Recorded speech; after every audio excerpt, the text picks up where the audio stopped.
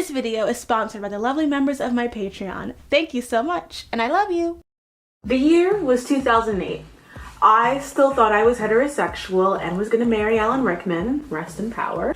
My hotties folder was filled with every popular shonen in anime and cool dark-haired woman in a supernatural show. I wasn't gay, I just thought women were beautiful and cool, and I really loved Emma Watson's new haircut. But that year, something would happen, something big, something that would burrow itself into my het phase and awaken something deep within me, like the Wicked soundtrack. On June 12th, 2008, during TRL, the video for I Kissed a Girl was released to the world. I Kissed a Girl, while almost instantly noted as being problematic, was a huge hit. The song, which had initially debuted at number 76 on the Billboard Hot 100, rose over the next few weeks. By July 28th of the same year, the track had made history by reaching the #1 spot in Billboard's Hot Dance Airplay chart by 3 weeks. The song also ended up topping the Hot 100 for 7 weeks in a row before being dethroned by Rihanna's Disturbia, which, I mean, come on, the correct choice. It was the second longest running #1 on the Hot 100 of 2008. And as of 2020, the song has been certified 6 times platinum and has sold 4.8 million copies in the United States and is the 10th best selling single in the 21st century. With this song, Catherine Elizabeth Hudson went from failed Christian rock singer Katie Hudson to Katy Perry, pop singer and one of the world's best-selling music artists, having sold over 18 million albums and 125 million singles worldwide. And it all started with a commercial, capitalistic, bisexual fetishization song. It was a bop, though. There are many layers to the problematic cotton candy cake that is Katy Perry in this era. And I Kissed a Girl is one of 2 songs from her debut pop album, One of the Boys, that had problematic gay content. The other was You're So Gay, with a first verse and chorus that went like this, which, by the way, trigger warning because it is truly heinous. For the record, this is Team Logan, as in Logan Huntsberger from Gilmore Girls. He is my favorite boyfriend for Rory Gilmore, although we all know Team Paris.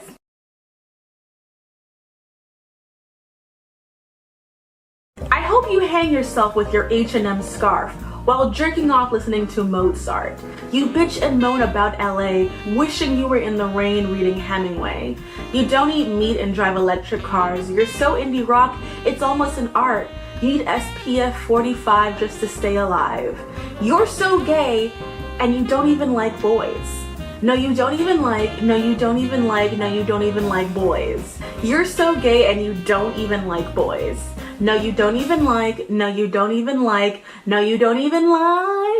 which is how I remember the song going from the few times I actually sat through that trash song. Honestly, I own One of the Boys and I remember downloading it into my iTunes and instantly deleting that song because it is trash. Katy Perry co-wrote I Kissed a Girl with Max Martin, Kathy Dennis, and its producer, Dr. Luke. And yes, we will get into the allegations Kesha made against him later on in the video. None of the people involved with making this song were queer women, so you can imagine why it is such a mess. Katy Perry said in a BBC interview that the chorus popped into her head as an idea when she woke up. I have also been inspired by thinking about kissing women with cherry lipstick, so relatable, this passes, no problem with it. The idea apparently just stayed in her head until a year later when she met her producer, Dr. Luke, who helped encourage her to finish the song because it was just so darn catchy. They pushed for it to become a single, even though the record company was a little bit nervous about this, considering how it might play in the Bible Belt, because as Lady A learned with the song Girl Crush, if you even insinuate a little bit of sapphic desire, it's gonna lead to a problem, even if the song is not at all really gay. We live in a society, but eventually they went with it and it clearly paid off very well. I Kissed a Girl full disclosure, is catchy, and I remember deeply falling in love with it shamelessly as a teenager. From those who remember me from my AMV days, I made 2 Disney femme slashes to I Kissed a Girl because I was like a tiny baby gay who hadn't cracked through my heteronormative shell like an Utena, and the song was a way for me to express those feelings in a safe way. Sadly, that safety was a barrier created by society having historically not treated bisexuality as a real option. In interviews, Perry frames the bisexual allure in the song in very juvenile, playful ways. One in particular is her interview with the New Gay in 2008. So you haven't actually kissed a girl, then the whole song is a fantasy. Yeah, it's a fantasy. It's a song about curiosity. Isn't that kind of like those straight girls who make out at frat parties to get guys' attention? It's not about that. Everyone takes the song and relates it to their situation. They can see it however they want to see it. Love it, hate it, for me it was about us girls. When we're young, we feel very touchy-feely. We have slumber party sing-alongs. We make up dance routines in our pajamas. We're a lot more intimate in a friendship than guys can be. It's not perverse, but just sweet. That's what the song is about. Perverse. In that statement, we see the core of what makes this song so problematic. It frames bisexuality, sexual experimentation, and that women loving women intimacy as perverse. Now, I don't think that Katy Perry means that it is perverted, but I think that, like the song says and implies, ain't no big deal, it's innocent. But what if it's not? There are so many stories of queer women realizing years later that they were in love with their close female friend, and often were forced to stuff those feelings into the space of female friendship intimacy, denying their own sexuality for years to come. Even later on, women kissing or even having sex with other women is seen as a normal experimentation. That sets up those experiences to not be taken seriously, often at the expense of actual queer women who are often used in these educational experiences for straight women. I very much remember a Cosmo article titled, "Straight Girls Explain Why They Occasionally Have Sex with Lesbians. This is why we're never gonna be free." The article linked to a bunch of videos about straight women sleeping with lesbians as a sort of training experience. Quote, "They come out of it with a sense of who they are. Being with guys, women are uncomfortable with their own bodies. They don't realize that every vagina is different, like a personality. They just think there's something wrong with theirs. I've come across that a lot with straight women. They have like vagina insecurities." I mean, not just straight women, but you go off. You do you, but this feels so much like compulsion heterosexuality, which is a personal thing that these straight labeled women need to work with. But this is also so different from the reality of bisexual men who are stigmatized in a totally different way by society, and men in general who are just not allowed to experiment lest they be labeled homo for life and shunned by future female partners. Conversations about this faux bisexual branding of the Katy Perry video started happening right away. Because the song was seen as lacking any sense of particular longing, people compared it to bisexual artist Jill Sobel's own I Kissed a Girl video.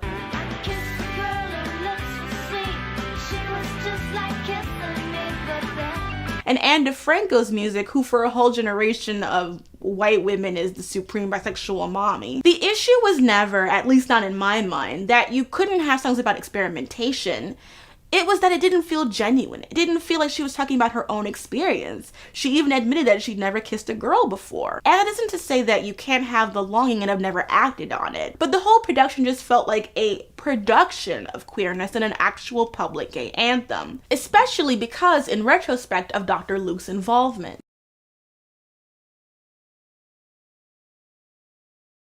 In 2014, Kesha sued producer Dr. Luke, seeking to void all their contracts because she claimed Dr. Luke sexually, physically, verbally, and emotionally abused Kesha to the point where she nearly lost her life. Dr. Luke countersued, claiming that Kesha was falsely accusing him of rape in order to nullify their recording contract. In the allegations, Kesha alleged that Dr. Luke drugged and raped her, and alleged in a text message with Lady Gaga that Dr. Luke had also raped Katy Perry, an allegation that Katy Perry denied in court. Free Kesha became a very popular hashtag, and many artists publicly supported Kesha, including Taylor Swift and Lady Gaga. Unfortunately, things did not go in Kesha's favor. A New York Supreme Court justice ruled that Kesha had defamed Dr. Luke in a text message to Lady Gaga, citing Katy Perry's denial and the fact that there was no supporting evidence for the claim. The judge also rejected Kesha's legal team defense, saying that Dr. Luke was a public figure. Quote, though Gottwald, Dr. Luke's real name, had sought publicity for his label, his music, and his artists, none of which are the subject of the defamation here, he never injected himself into the public debate about sexual assault or abuse of artists in the industry. The only reason Gottwald has had any public connection to the issues raised in this lawsuit is because they were raised in this lawsuit. Then on April 6th of 2016, another New York judge dismissed Kesha's claims of sexual assault, sexual harassment, and gender violence. While Kesha's claim alleges that she was sexually, physically, and verbally abused by Gottwald for a decade, she describes only 2 specific instances of sexual physical abuse. And the most recent event described was alleged to have happened in 2008, and so falls outside of the statute of limitations. 2008, for the record, is when the I Kissed a Girl video dropped, and Kesha is one of the girls in the background of the I Kissed a Girl video. Conridge also dismissed Kesha's hate crime claim. The filings, quote, do not allege that Gottwald harbored animus towards women or was motivated by gender animus when he allegedly behaved violently towards Kesha. Every rape is not a gender-motivated hate crime. Just reading this makes my blood boil, for the record. Kesha's claim of intentional infliction of emotional distress was dismissed because, and this is Conridge again, quote, claims of insults about her value as an artist, her looks, and her weight are insufficient to constitute extreme outrageous conduct intolerable in civilized society. A statement that literally makes me want to just combust in rage, like truly flames on the side of my face. What the absolute fuck? And Dr. Luke has been fine. In just this year, he was nominated for Record of the Year at the Grammys for producing Doja Cat's Say So, and has worked with Doja Cat, DaBaby, Neo, Fergie, Nicki Minaj, Saweetie, and Kim Petras, all following the allegations against him by Kesha. So he was fine. And I Kissed a Girl was a huge hit that helped put him on the map, and he worked with Katy Perry for a very long time, up until these allegations became public knowledge. When it comes to bisexual artists in music, there is a long history of bisexual and other LGBTQ artists living secret lives in the closet or having their sexuality be an open secret, either being in heterorepresented marriages or having a bachelor life.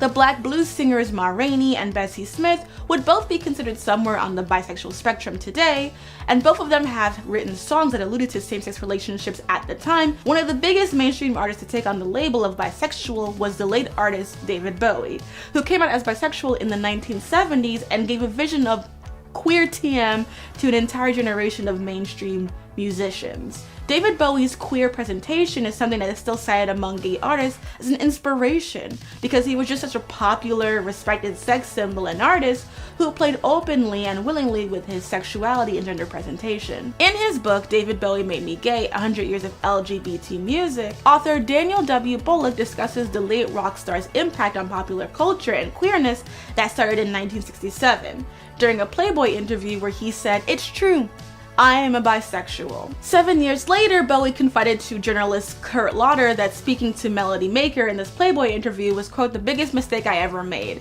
Christ, I was so young then. I was experimenting."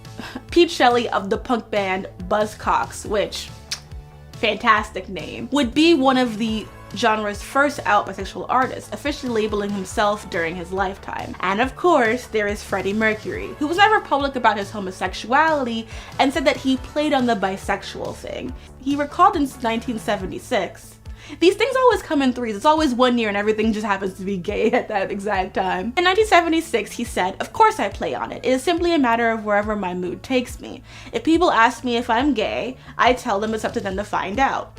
Most people today would either label him as bisexual or gay depending on how they want to view and discuss his legacy. Regardless of if artists like Mercury, Bowie, Joplin, or others came out during their lifetimes or went back and forth of how they defined themselves, what really made them lasting LGBTQ inspirations is how they brought honest, authentic emotions and artistry to how they performed.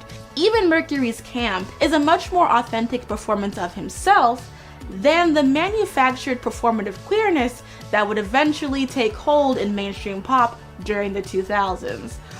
For better or for worse. The queer baiting of my childhood. I used to religiously watch the VMAs, and in 2003, a moment happened that shook the world.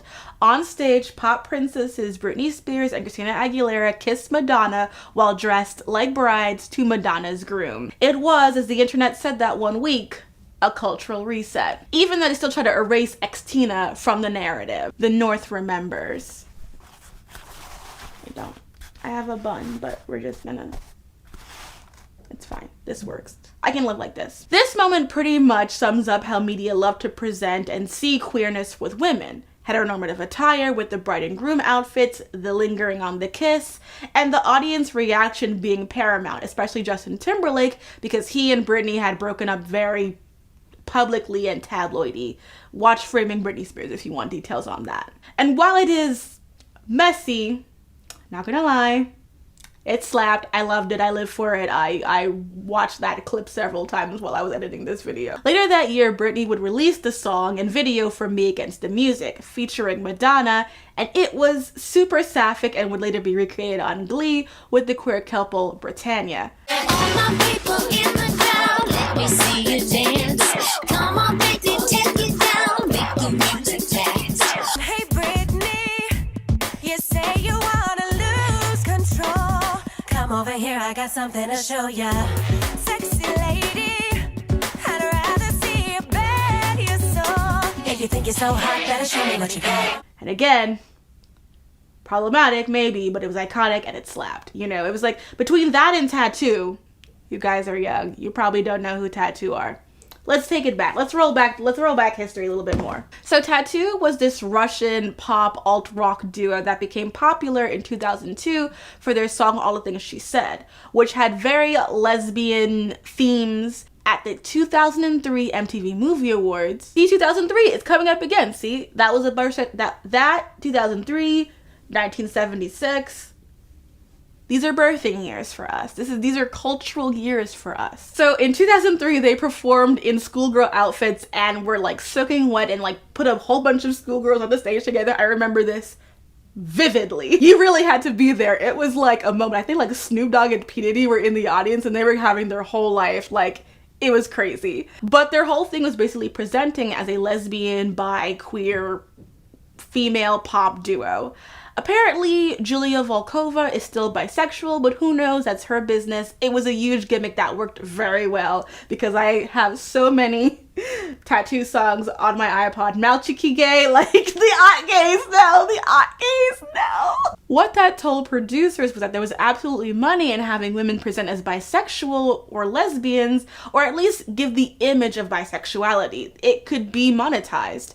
I vividly remember Jessie J and Nicki Minaj both claiming very loudly and openly to be bisexual when they both first came out as artists. But it is something that both women would retroactively say was part of a gimmick. Jessie J said in 2011 that her bisexuality was a phase, and Nicki Minaj admitted that she lied about her bisexuality for attention in Rolling Stone. Which brings up the question, why lie? Why present yourself as something that you're not? And it's because in media, female bisexuality is treated like a childish thing that you can play with. Women are allowed to be intimate with one another without it being seen as a threat to men.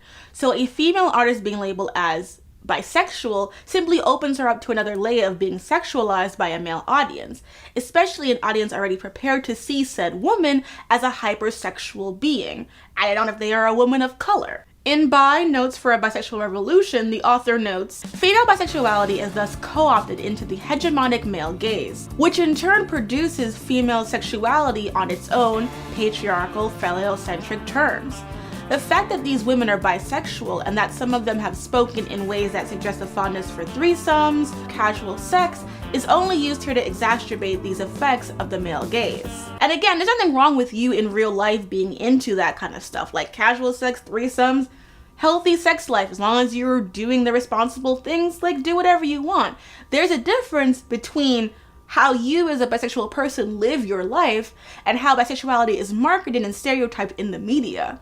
This is what these women's bisexuality was marketed to align with, a digestible, sexy, emotionless exhibition that if it did happen to awaken baby gays would just be a net positive. But this isn't to say that in the 2000s we didn't have a bisexual pop star who was kind of flipping the script.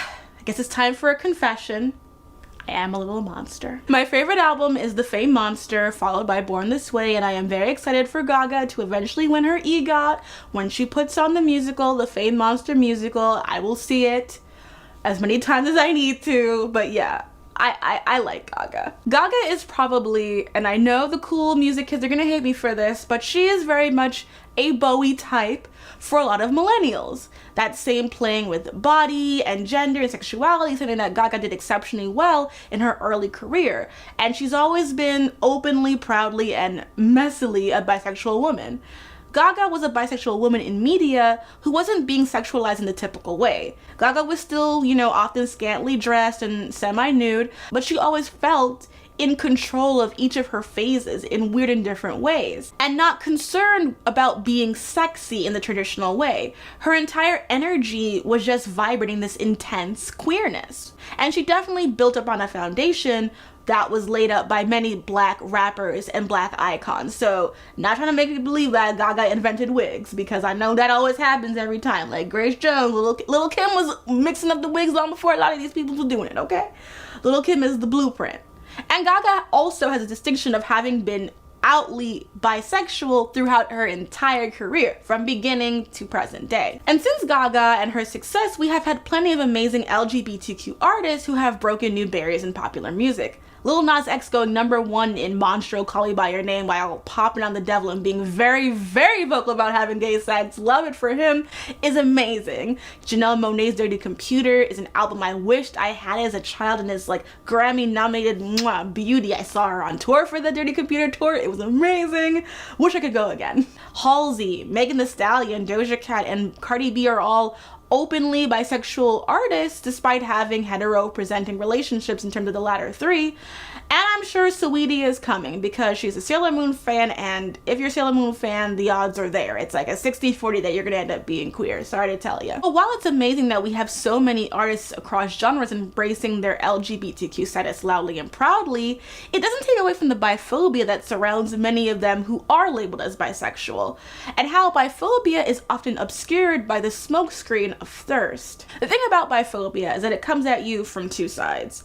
On the one hand, erasure. You are either on the train to gay town and this is just a phase you're going through. On the other hand, you are a hypersexual object where your sexuality is treated as either a threat or a fetish by many people in your relationships, including your partners, who either want you to be in a threesome with them, but that are completely weird if you have had a sexual history.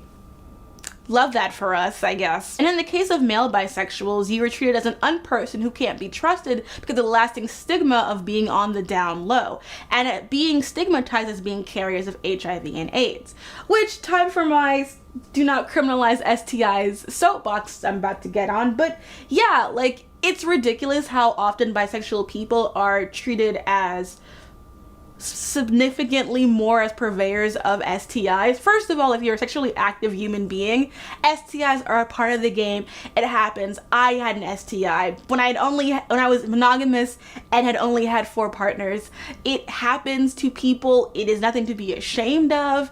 It is a natural part of sexual relationships many times, even if you are careful, because sexual fluids is not the only way you can get an STI. So the important thing is to be regularly tested if you're a sexually active person. That includes whoever you are. And that you're open about your status if you do have a long-lasting STI like HIV and AIDS or herpes. And that is the most important thing. The stigma is sometimes worse than the actual disease because people are just so fucking weird and gross about it. So do better and stop shaming people for having something that happens to 80% of sexually active people. Like, stop it. Stop it. You're the gross one. Stigmatizers. Anyway, soapbox done. British journalist Mark Simpson wrote, "Female bisexuality today is much more socially acceptable than male bisexuality, and in fact frequently positively encouraged both by many voyeuristic men and an equally voyeuristic pop culture. Positively. Our identities are flattened to fit a spectrum that works in a way to create erasure. Even some pop stars who are clearly bisexual will get labeled as gay or lesbian because that's easier for society. Bisexual erasure means, among other things, a lack of representations, lack of communities, lack of awareness, lack of speech, and lack of acknowledgement. It means that most of the time, our culture operates under the presumption that bisexuals don't and cannot exist. Even when there are historical, popular, and other personalities who are or were known to be bisexual, they are either spoken of as either heterosexual or gay lesbian. For example, Freddie Mercury, Virginia Woolf, or Lady Gaga. People should be allowed to experiment and not put a label on their sexuality as soon as they feel a flicker of non-hetero desire. For some, there is a straight line between who they are and their label, but for some of us there isn't. We don't make room for those nuances when we already see someone's label as a joke, a trend, or a fad. One thing I found really unnerving is this language around the brand of the LGBT community and who belongs or doesn't. In many ways, this has been a response to the broadening and inclusive nature of what it means to be queer. A term that in itself is divisive because some people think of it still as a slur and don't like to use it. People would prefer more specific labels to who they are, and others use queer interchangeably with who they are. And I think it's complicated because, if we're being frank, in the mainstream non-academic world up until the 90s, it really was that you were only straight, gay, or a lesbian. Those were your sides, and the third one, bisexual, wasn't even truly seen as being real. Now we have more acknowledgement of trans identities and other queer identities that were marginalized and seen as also fads. And they all fit outside of the binary framework of sexuality, which makes them seen as threats. Glenn Greenwald shared a series of tweets about the fact that as more young people identify as being LGBTQ+, they are mostly bisexual. He ended up linking to a piece that was titled, "Where Have All the Lesbians Gone?" In the piece, lesbian writer Katie Herzog said the following: "Maybe it's just the next evolution, a march towards a future that isn't male or female, man or woman, but gender neutral and non-binary. Everyone will go by they, and the traditional roles and norms that have held back women, as well as men, will disappear as sex-based labels end. Lesbian as a label may be endangered, but it's not like women, or whatever you want to call us, will ever stop loving each other." That, I suppose, is the optimistic way of looking at it. But for older lesbian activists, there is something deeply sad about generations of females who don't want to be lesbians, or even women. "What do we lose when lesbians disappear?" one lesbian in her 70s told me. "Everything. We lose our name, we lose our sense of self, we lose our ability to gather, and the more taboo it becomes, the less of our history gets told. In a millennium, people will be saying, 'We heard about these creatures called lesbians. They'll dig up our bones.' But the bones, of course, cannot talk." I am not a lesbian, so I don't want to presume anything about Herzog's piece because I don't know her work, and with light Googling, I only saw the discourse around this article and not really any information about what she truly believes, so I'm not speaking to her soul, I'm just interacting with the piece itself. What I can say as a Black bisexual woman is that I see what some, and I deeply emphasize some, I see and hear what some lesbians have said about bisexual women, trans women, non-binary femmes, who operate outside of the traditional female idea, concept, ideology, whatever you want to call it, that doesn't make you feel welcome. Or if you're trying to be an ally to one of those communities and you get an image of lesbianism that has been co-opted by anti-trans rhetoric, it turns you off to that label, which is unfair because no label or identity should only be defined by its worst players, but it is a very vocal part that many people are seeing through their interactions on social media. There's a reason why the term TERF has become such a shorthand for that kind of thing, and is such a polarizing topic among lesbians and feminist activists because, like, it encapsulates a lot of things that people don't want to be labeled as, but it has been connected with a lot of people, and that has made it hard to kind of interact with as we have a society that is trying very hard to be as inclusive as possible. Now, what I do understand very much is what it's like to have your sexuality labeled as inherently transphobic or lacking in inclusion. That's the root of pretty much all of the pansexual versus bisexual debates. However, I think all of us need to have a better understanding that the battles fought for inclusion were not about like just labels. They were about combating homophobia, transphobia, about the right to exist as someone outside of the gender roles, gender norms, and gender binaries that define our lives, and that we should be allowed to live and flourish without having the legal system step on us. That is the point of queer activism. It is not just for us to like battle about which label is the most gay. It is about our right to exist and to not have the government, whether it be the federal or the state, decide our right to exist, to limit our freedoms as people. That's what we want. Like, all of this label politicking, it's not what should be at the core of what we're discussing. I mean, is it worth discussing? Sure. Should it be so pervasive that people feel isolated from the queer community?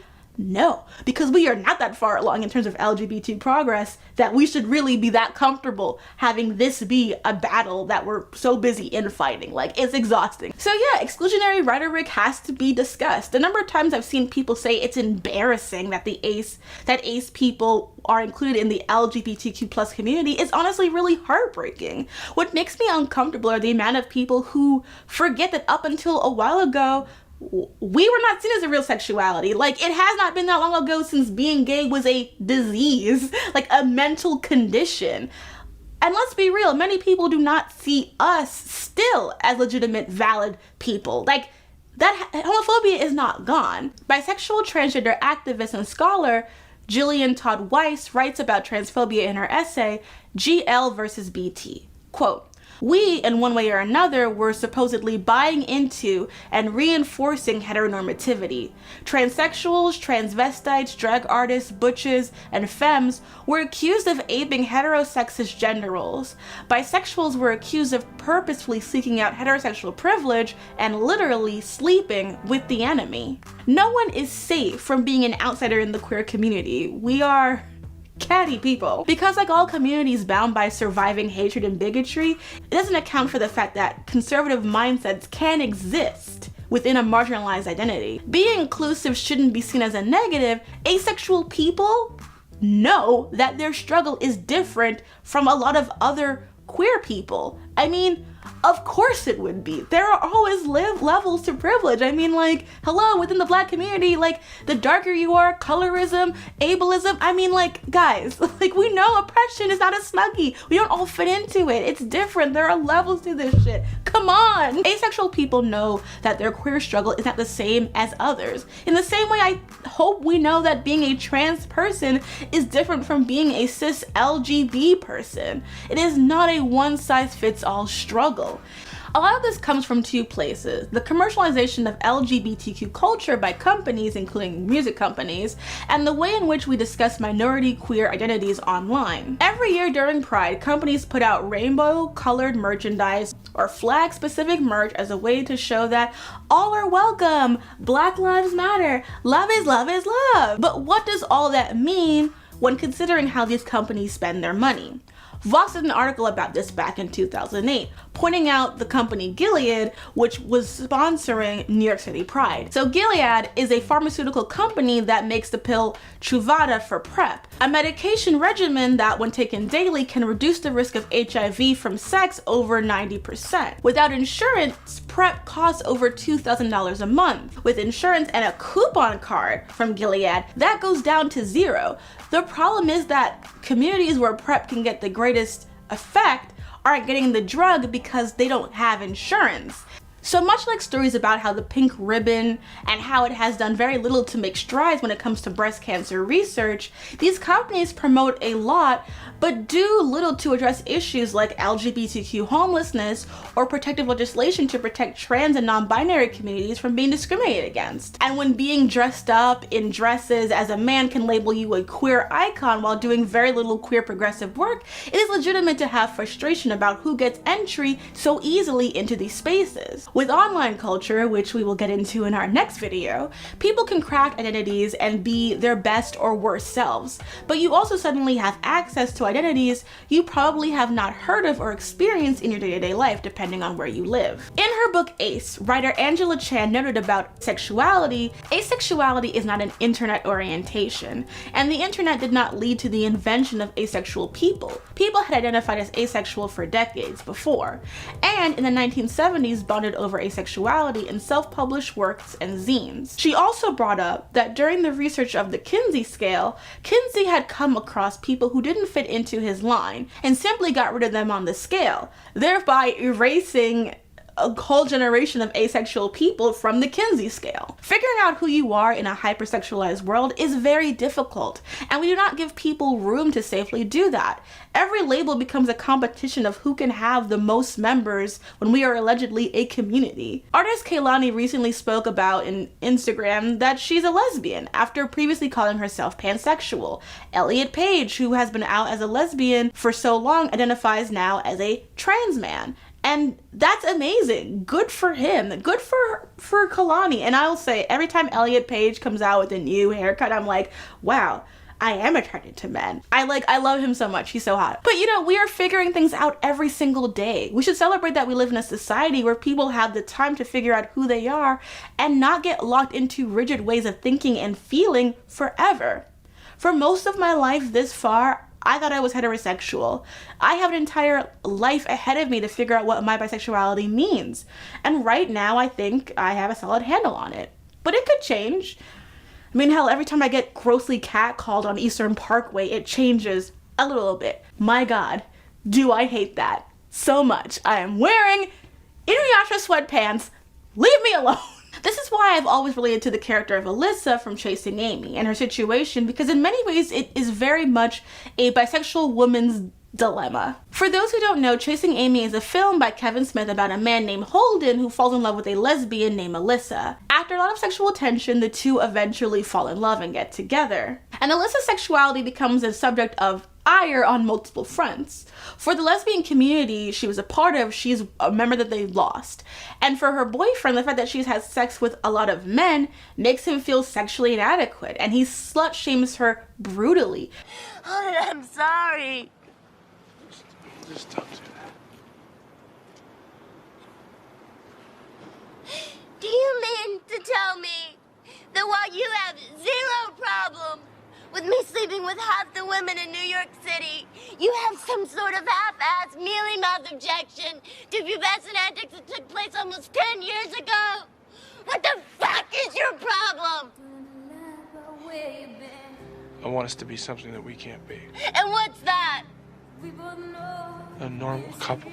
Because he got off on being the only man she'd ever been with, which is a ridiculous thing to assume about any woman, even a woman who is a lesbian. Like, you don't know people's lives and experiences. Like, what? That's because bisexual people are outside of the normative slots of sexuality that people keep wanting to put us in boxes to make us fit into a space that they can tangibly understand, or when they can, turn us into objects for the male gaze that make our feelings, our longings, our realities playthings. And the problem with putting yourself into a box that doesn't fit is that eventually it will not hold all that you are.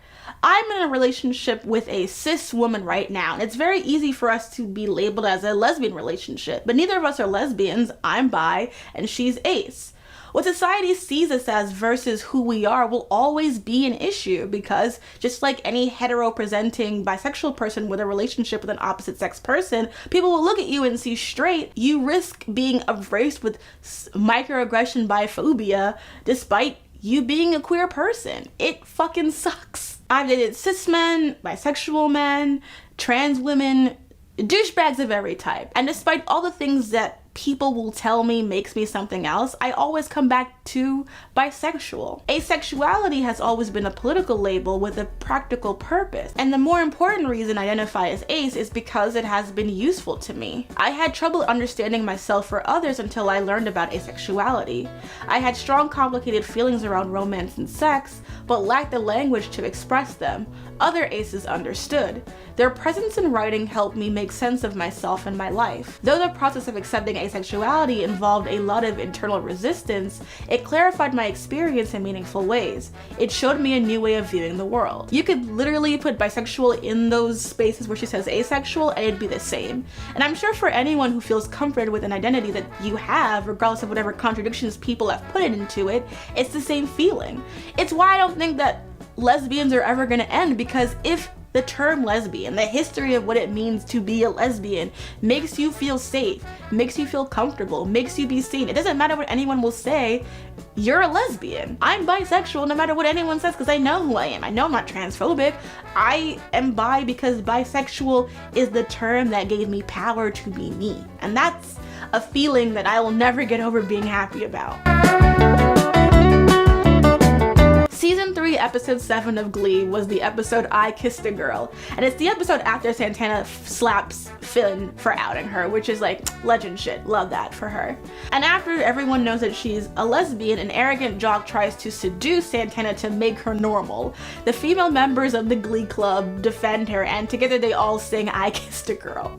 This was never the way I planned, not my intention. I got so brave, drink in hand, lost my discretion.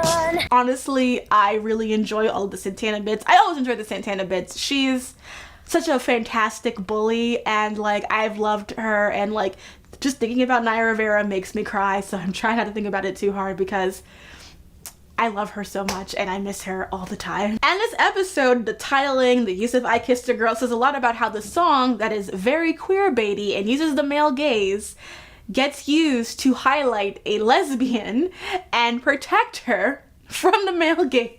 In 2011, it did give us a great Faye Berry scene, so let's celebrate that. Regardless of the lack of queerness behind the track, it has been appropriated by some as a gay song, especially for someone coming out or coming to terms with their sexuality.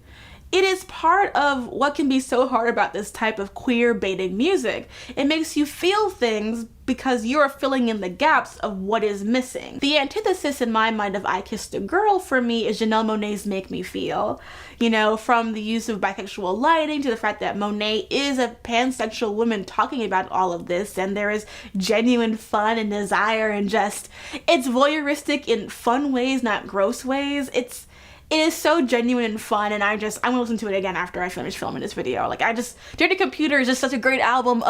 When that was up against Casey Musgrave's Golden Hour at the Grammys that year, it was really distraught for me, because like, I love me some Casey Musgraves. I have loved Casey Musgraves since, you know, Different Trailer, Same Park, so that was biphobic for me. I don't want him to fight, because people were being so mean to Casey Musgraves in the title. I was like, this is hard for me, because I was like, I know fellow blacks, I am distraught too, but I cannot get down with Casey Musgrave slander. A lot of queer-baiting songs in the late aughts have shown to be stepping stones for a lot of the younger generation of artists to come into their own queerness. Demi Lovato, Miley Cyrus, Monáe herself were all people who were very queer-coded in their public personas before coming out. And as annoying as it may be, the popularity of I Kissed a Girl is why, at least for female pop musicians, a lot of songs like Cool for the Summer were allowed to get made. Despite the frustration that we are allowed to have with that, we now live in a world where two bisexual black women can dance and scissor on stage, and you know, I think that's neat. This year, on my 29th birthday, I celebrated with my parents and my girlfriend. This will be the first year of my life that I am out to both of my parents, a possibility that I never considered growing up. I was convinced that I was going to take the secret of my bisexuality to the grave. It feels good to like be totally in my truth, be totally open to the two people who love me the most. Like, it's a great feeling. You know, would never change it for anything, and I'm so relieved that I get to do that. And as much as it pains me to admit this, one of the major roots of my bisexuality is in I Kissed a Girl. Not because it was especially good or authentic, but because it was the first media that put the idea in my head and fully stuck. Besides Xena and Sailor Moon, because all of those, like those three together are like a root. It's like Xena, Sailor Moon, I Kissed a Girl. It was to me the song that made me feel comfortable saying my future truth under the guise of gaze. under the guise of gays. We're painting the roses red. Not blue, not green, not aquamarine. We're painting the roses red. In the end, Katy Perry is a very strange LGBTQ icon because she's certainly not in the community. Like, she's very straight, and that's, you know, that's fine.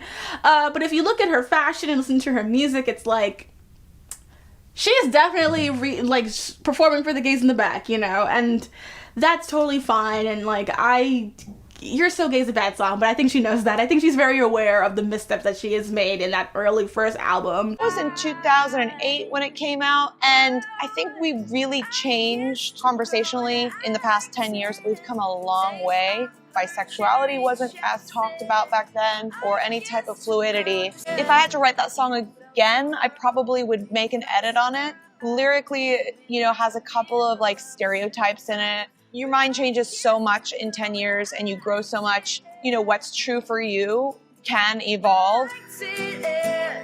Because, you know, she made Fireworks, and so I guess we're all okay with that now. And also Teenage Dream is 100% that album. Like, Teenage Dream is fucking phenomenal. Like, I still have the Cotton Candy album cover and it still smells like cotton candy to this day, and I bought it opening. So she put marketing, she put quality into that. And ultimately, the reason why I made this video and I Kissed a Girl was a song I wanted to revisit because it did mark something very important for me.